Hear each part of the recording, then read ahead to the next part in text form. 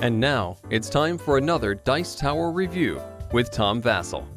Howdy everybody, I'm Tom Vasel, and today we're taking a non-spoilery look at 3 of the new Exit games. We have Exit, the Stormy Flight, where you're trapped on a plane and you need to land it safely. The Enchanted Forest, where you're trying to get out of some fairly common fairy tales. And the Cemetery of the Night, where you need to try to find an artifact from the night. Now, the first 2 here, the Enchanted Forest and Stormy Flight, are ranked 2 out of 5. And the Cemetery of the Night is ranked 3 out of 5. And I gotta say, at this point in time, I'm not even sure what this ranking scale even means. Different puzzles are going to be harder for different people. The difference between these, I thought, was fairly far apart. I'm not even sure they have a 1 out of 5 ranking or a 5 out of 5 ranking, which kind of makes the whole thing... Anyway, it doesn't matter. These 2, the Enchanted Forest and the Stormy Flight, are ones that walk you through it in a sense of you've one puzzle. You finish that puzzle, you go to the next puzzle. The Cemetery of the Night has one where it's like, here's some stuff. Some of it's for the puzzle you're doing now. You might be able to work on 2 puzzles at the same time. Some of it's for a puzzle later. The original Exit games were closer to this. This is more of the newer style. This one I found to be considerably more difficult than these. And interesting enough, I also found this one to be the least exciting of the 3. However, that being said, all 3 of them feel like a return to form, and I enjoyed all of them quite a bit. Although my favorite of the 3 is the Stormy Flight. The Enchanted Forest had a lot of things I like. There was one thing that you did in this game which I was like, on, but there was some neat puzzles. I will say this, and this is not a spoiler as much as it is a warning. At this point in time, when you open an Exit game, throw away the shrink wrap, and that's it.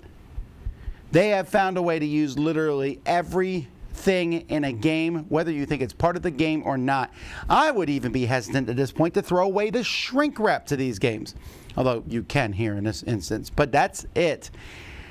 That's all well and good, but I can see some people getting a little annoyed about that in the future. But you definitely are, when you open this box, everything is fair game that's inside the boxes. Now, I'm not going to open these because they show the different puzzles. The Stormy Flight had some really interesting things, and in fact, one of the very first puzzles of the Stormy Flight, I started solving it before the game even told me to do so. And I also thought there was a puzzle in here that after I solved it, and went on, because for purposes of review, I always go back and look at how to solve the different puzzles to make sure I did it correctly. One puzzle I solved completely a different way than they meant me to, but it was also pretty obvious that they meant it to be solved in 2 different ways, or have the possibility of that. I thought that was really fascinating, especially since the way I solved it, the rules didn't even mention it, but it was really clear that this is very vague, I suppose, but I just found that to be interesting. And I really liked one of the puzzles in here a lot. This one had one of the more unique puzzles that I've ever seen in a game. It also had a puzzle, was it in this one?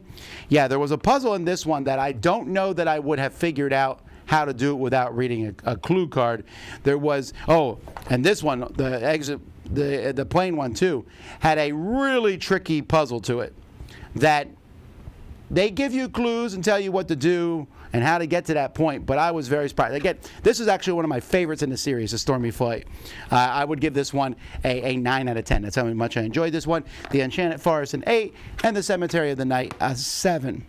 So, again, I don't want to go over these too much. This one is a little bit of a fairy tale. You see the Cinderella's in this one, and some animals and things that you might recognize some of the fairy tales.